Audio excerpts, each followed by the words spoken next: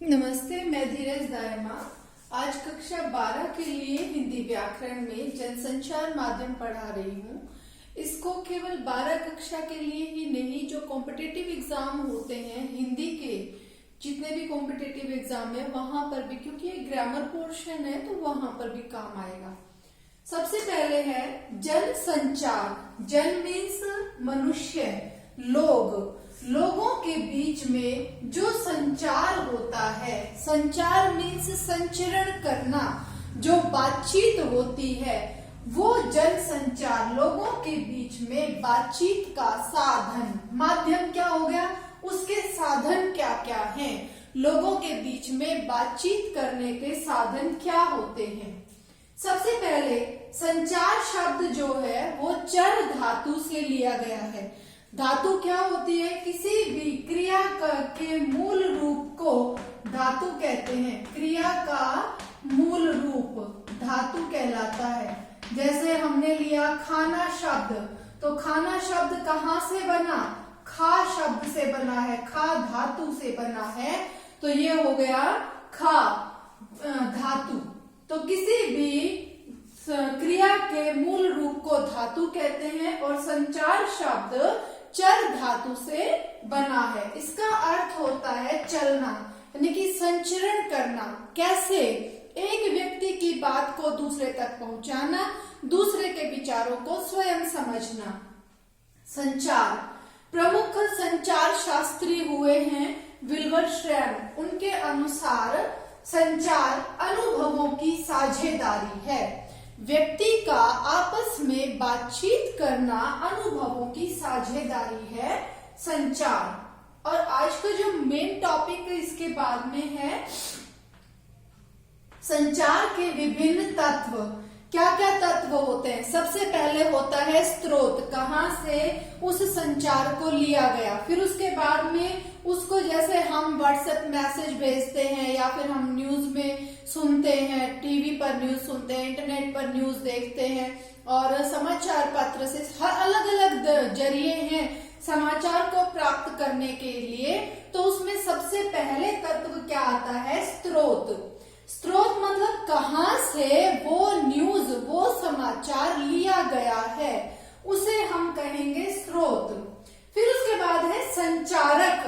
संचारक उस न्यूज को पहुंचाने वाला व्यक्ति, उसे संचारक कहते हैं।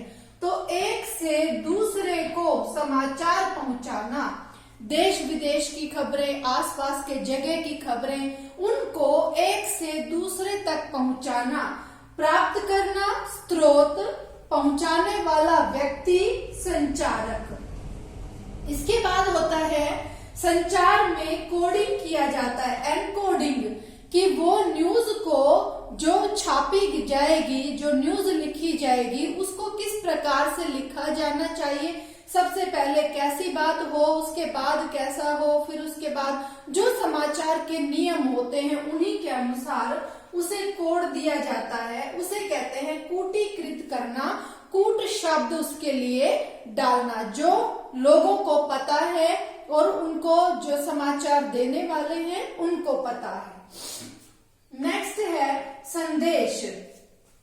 कोई भी संदेश है, जैसा संदेश है उसी अर्थ में लोगों तक पहुंचाना, उसे कहते हैं समाचार को सही अर्थ में पहुंचाना, लोगों तक पहुंचाना, इसे कहेंगे संदेश।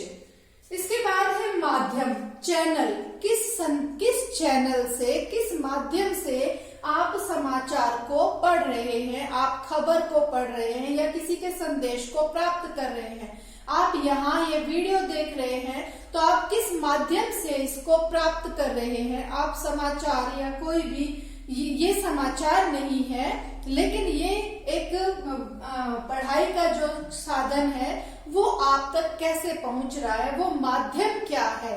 तो इसका माध्यम है इंटरनेट, जैसे टेलीफोन, समाचार पत्र, इंटरनेट, टेलीविजन, फैक्स, ईमेल, बहुत सारे जरिए होते हैं, पंपलेट्स वगैरह हैं, होर्डिंग्स हैं, वो सभी उस समाचार को दूसरे व्यक्ति तक पहुंचाने का माध्यम होते हैं।